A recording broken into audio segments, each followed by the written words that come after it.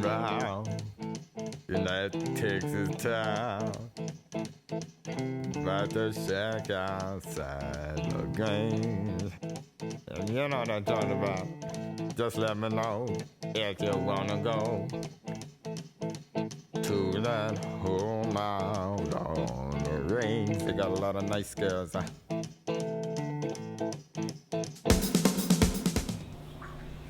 Hi, and welcome to another episode of Weight Loss TV. I'm Dr. Dean.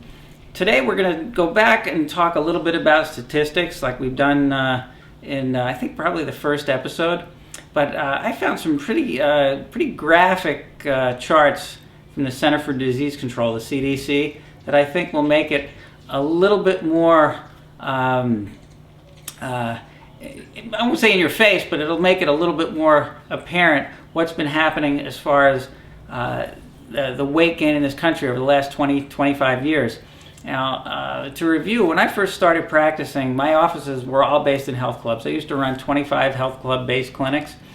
And back in the late 80s when I got started, the average, I'd see all the new members, and the average new member would say they had to lose maybe 5, 10, 15, at the outside 20 pounds.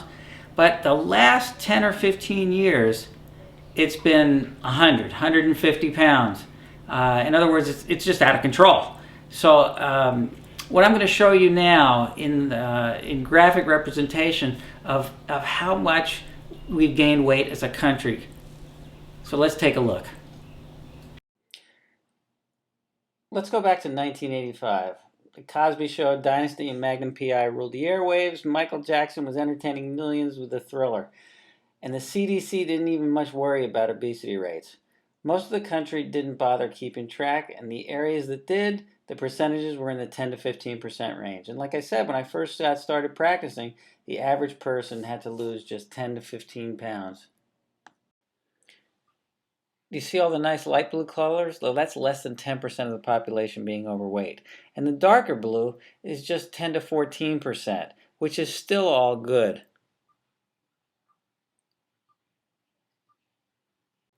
Moving ahead just 4 years to 1989, where acid wash jeans and denim jackets were all the rage, Madonna had taken the music world by storm, and big hair was the order of the day. Well, after the big hair, big Americans are starting to really creep in.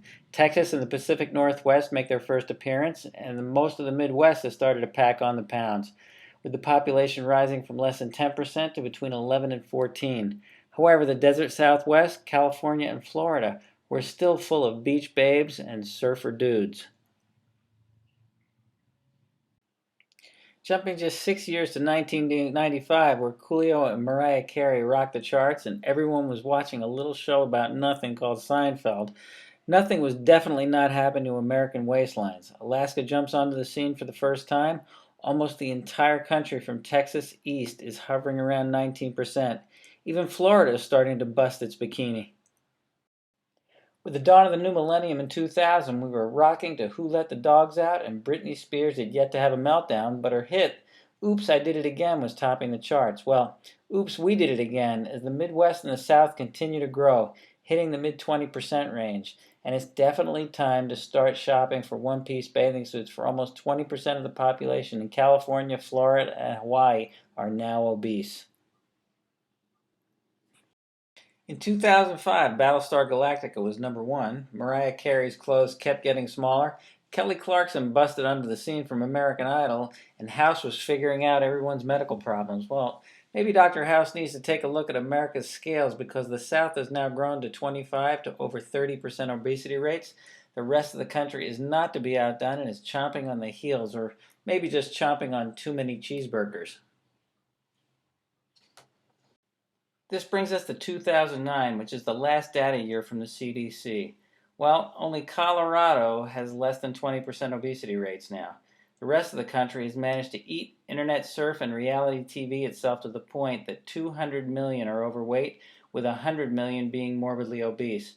We currently lose 300,000 people every year due to obesity-related conditions, and some have even sought forced portion control as an answer. That's called gastric bypass operations. The real answer is education, support, and accountability if we're ever going to be able to see our collective feet again. I know what you want to say. You want to say, wow. I mean, as those colors changed and got bigger and bigger and heavier, it shocked me the first time I saw it. And hopefully it's going to make a little bit more of an impression on you and help you to make the decision to not be part of that statistic. For now, this is Dr. Dean with Weight Loss TV and Try for Life. We'll see you next time.